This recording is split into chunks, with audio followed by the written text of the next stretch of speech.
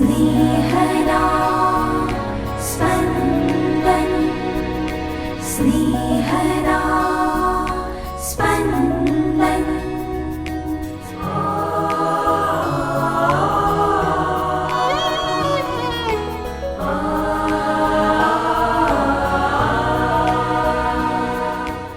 સામાન્ય કાળના 13મા અઠવાડિયાનો શનિવાર.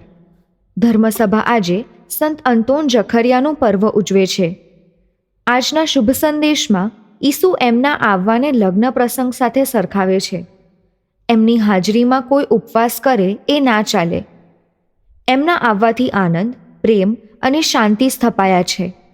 છતાં ઈસુ જાણે છે કે એક સમય આવશે જ્યારે તેઓએ વિદાય લેવાની છે, ત્યારે શિષ્યોએ ઉપવાસ કરવો પડશે. સાંભળીએ સંત માથીકૃત શુભ સંદેશ, અધ્યાય 9, કડી 14-17. પછી યોહાનના શિષ્યો ઈસુની પાસે આવીને કહેવા લાગ્યા, અમે અને ફરોશીઓ વારંવાર ઉપવાસ કરીએ છીએ, પણ તમારા શિષ્યો ઉપવાસ કરતા નથી. એમ કેમ? ત્યારે ઈસુએ તેમને કહ્યું, જ્યાં સુધી વરરાજા પોતાની સાથે હોય ત્યાં સુધી જાનૈયા રડે ખરા, પરંતુ એવો પણ વખત આવશે જ્યારે વરરાજાને તેમની પાસેથી લઈ લેવામાં આવશે, અને ત્યારે તેઓ ઉપવાસ કરશે. કોઈ જૂના વસ્ત્ર ઉપર કોરા કાપડનું થીગડું મારતું નથી, કારણ એ થીગડું સંકોચાતા વસ્ત્ર વધારે ફાટે છે અને કાણું ઉલટું મોટું થાય છે. એ જ પ્રમાણે જૂના કુપ્પામાં લોકો નવો દ્રાક્ષાસવ ભરતા નથી. ભરે તો કુપ્પા ફાટી જાય છે, આસવ ઢોળાઈ જાય છે અને કુપ્પા નકામા જાય છે. પણ લોકો નવો દ્રાક્ષાસવ નવા કુપ્પામાં ભરે છે, અને તેથી બંને સચવાય છે. સ્નેહदा સ્પन्दન સ્પन्दન। ઈસુનો જવાબ રૂપકોમાં અપાયો છે. પ્રશ્ન સીધો છે, તમારા શિષ્યો ઉપવાસ કેમ નથી કરતા? પ્રશ્નમાં પ્રશ્ન પૂછનાર યોહાનના શિષ્યોનો અહમ છતો થતો લાગે છે. અહમ ત્યારે આવે જ્યારે આપણે સરખામણી કરીએ. આધ્યાત્મિક બાબતોમાં ભક્તિના મહાવરામાં સરખામણી ન કરી શકાય. ઈસુએ 2 માણસો મંદિરમાં પ્રાર્થના કરવા ગયા એ દ્રષ્ટાંત કથા કહીને એમાં ફરોશી પોતાની સરખામણી જકાતદાર સાથે કરી પોતાને પ્રભુનો વધુ નજીક માને છે. ઈસુ કહે છે કે એવું નથી. પેલો જકાતદાર પ્રભુની નજીક છે, જે પોતાની સરખામણી કોઈની પણ સાથે કરતો નથી. ઈસુના જવાબમાં ઈસુની ઓળખ છતી થાય છે. ઈસુ લગ્નનું રૂપક વાપરે છે. રૂપકમાં પોતાને વરરાજા કહે છે. ઈસુના શિષ્યો જાનૈયા છે. આપણો અનુભવ છે કે લગ્નના દિવસે ઉપવાસ હોય જ નહીં. ઈસુ જ્યાં હોય ત્યાં લગ્ન સમારંભ છે. એ સમારંભમાં હાજર રહેનાર કોઈ ઉપવાસ ના કરે. કેથલિક ધર્મમાં માત્ર ભસ્મ બુધવાર અને શુભ શુક્રવાર ઉપવાસના દિવસો છે. જો કે ઘણા ભક્તો આ 2 ઉપરાંત ઉપવાસ કરે છે, પણ આ ઉપવાસીઓ જો ઉપવાસ નથી કરતા તે ભક્તો સાથે પોતાની સરખામણી કરતા નથી. તેઓના ઉપવાસના હેતુઓ પણ ઈસુના વિયોગના નથી. ઈસુ પોતાની ઓળખ વરરાજા તરીકે આપે છે. વરરાજા આનંદ લાવનાર છે. ઈસુ આપણા જીવનને આનંદથી ભરે છે. ઈસુ આપણો આનંદ છે. ઈસુના આવવાથી બધું નવું થયું છે. ઈસુના આવવા પહેલાં જે હતું તે જૂનું છે. આ જૂના રિવાજો માટે ઈસુ રૂપક વાપરે છે, જૂના વસ્ત્રનું. ઈસુનું શિક્ષણ નવું છે.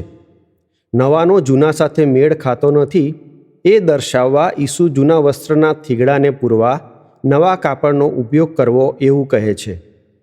જૂના અને નવાનો મેળ ખાતો નથી એ દર્શાવવા જૂનો કુપ્પો અને નવો દ્રાક્ષાસવ એવું રૂપક વાપરે છે. આપણે જે જૂનું છે તે છોડી દઈએ અને ઈસુ જે શીખવે છે તે સ્વીકારી લઈએ. ઈસુ શીખવે છે કે અદૃશ્ય પ્રભુને પ્રેમ કરવા દ્રશ્ય માનવને પ્રેમ કરો. આ દ્રશ્ય માનવને પ્રેમ કરવા રક્તદાન એક ઉત્તમ દાન છે. રક્તદાન કર્યા પછી તરત જ કંઈક ખાવું પડે છે. આવું ખાવાથી તો ઉપવાસ તૂટી જાય.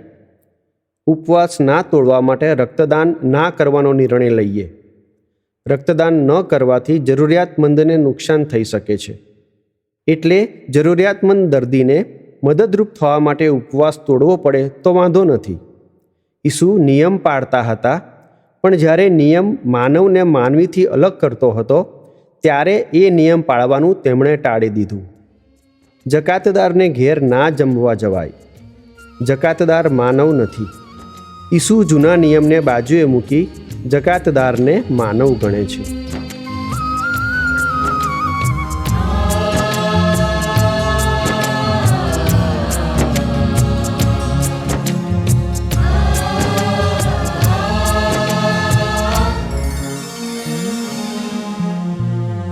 દયા કરજે પ્રભુ, દયા કરજે રે, દયા કરજે પ્રભુ, દયા કરજે રે.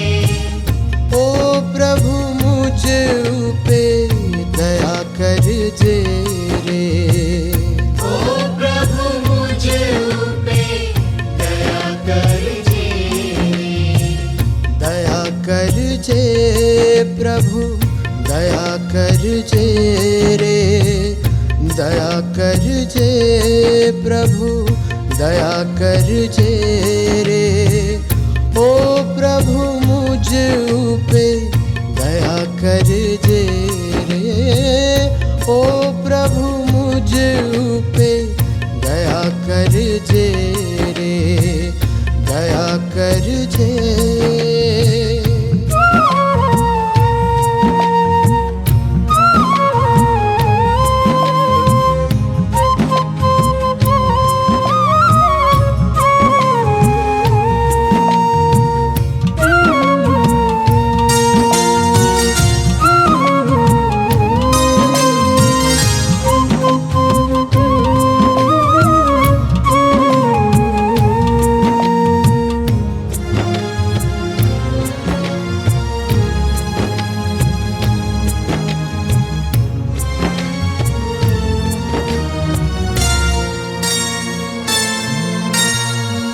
તારી વિરુદ્ધ મેં પાપ કર્યું છે, બાળક તારો નથી રહ્યો હું.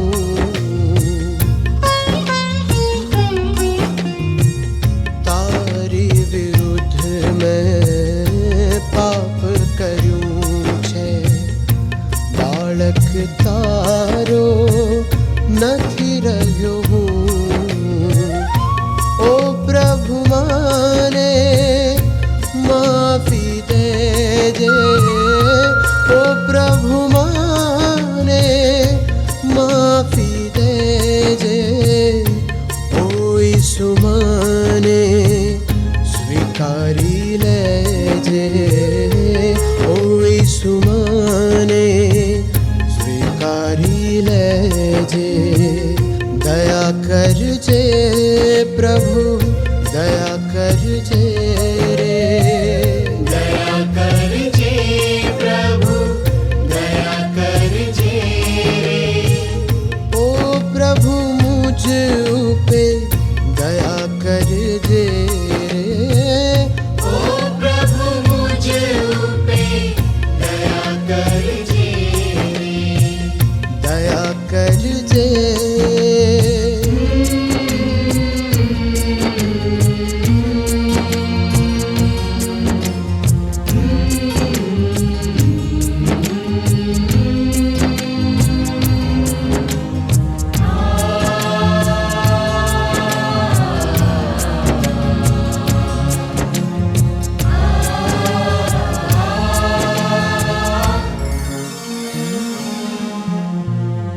લોકો વિરુદ્ધ મેં પાપ કર્યું છે, બંધુ તેમનો નથી રહ્યો હું.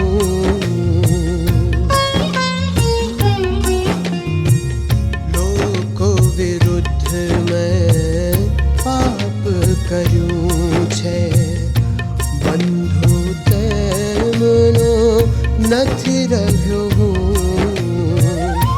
ઓ પ્રભુ મને માફી દેજે, ઓ પ્રભુ મને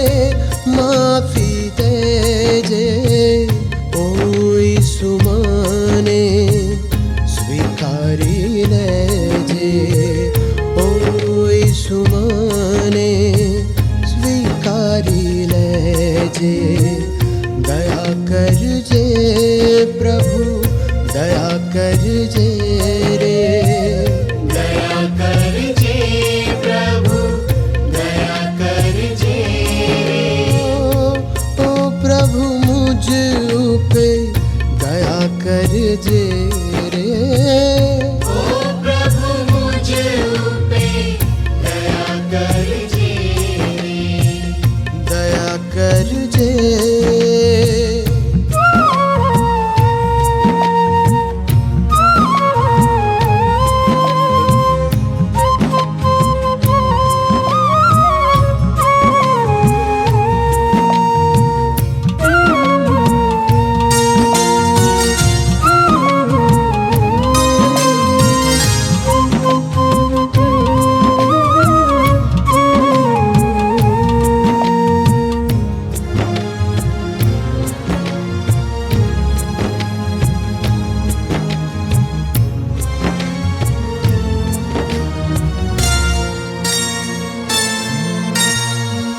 मारी विरुद्ध मैं पाप करूं छे मानव जेवो નથી રહ્યો